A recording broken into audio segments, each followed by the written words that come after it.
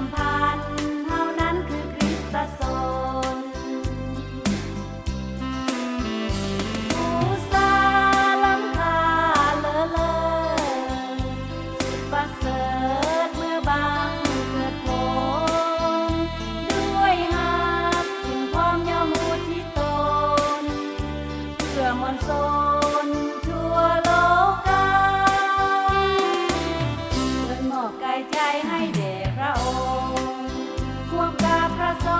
งฆ์เพื่อเป็นบูชาขับห้องด้วยอินทรีย์ปรีดาพร้อมเทพเทวาห้องสาธุการ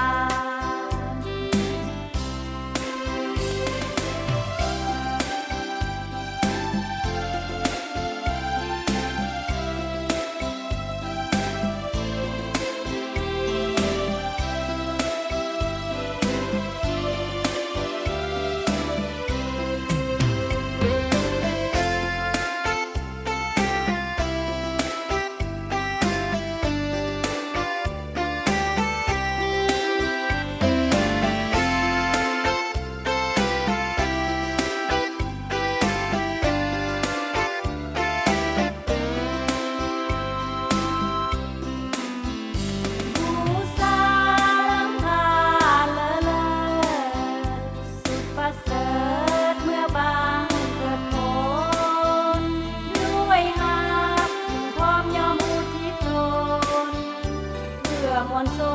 นทั่วโลกาเพิ่นมอบกายใจให้แด่พระองค์ร่วมกับพระสงฆ์เพื่อเป็นบูชาขับห้องด้วยอินทรีย์ปรีดา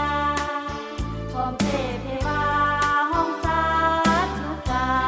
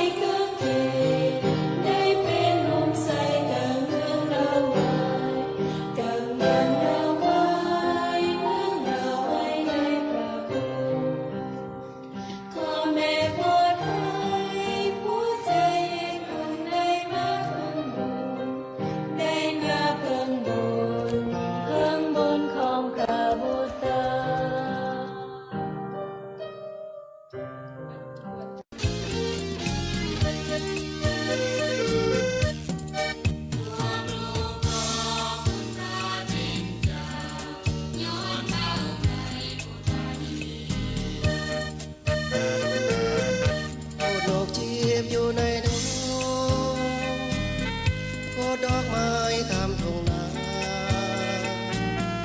พวกลูกหาประทานมาย้อนกรุณาพาเจ้าทุกสิ่งพวกลูกของคุณพระเท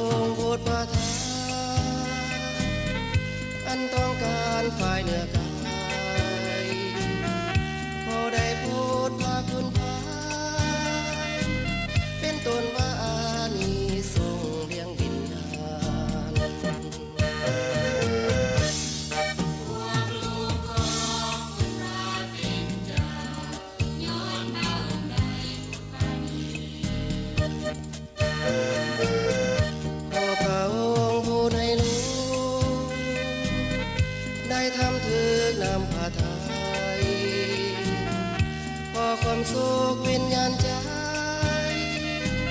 เกิดมาได้ด้วยบัญญัติของพระองค์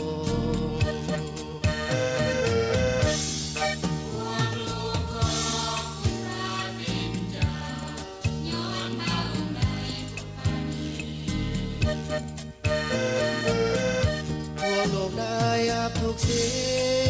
งมาจากนิ่งมือพระองค์และเฝ้าใจนั้นให้ฮอดฮักเขาขอใส่ไฟที่โกลงมาในสิ่งทั้งปวงก็จะได้สร้างขึ้นมาแล้วพระองค์จะฟื้นฟูแผ่นดินขึ้นมาโอ้พระเจ้าพระองค์ได้สนใจโปรดศรัทธาบุรุษด้วยความสว่างของพระจิตขอให้พระจิตนั้นโปรดให้ข้าพระเจ้าติดใจในทางเที่ยงธรรมและชื่นชมยินดีอาความเราจากพระองค์เสมอเดชะกับพิ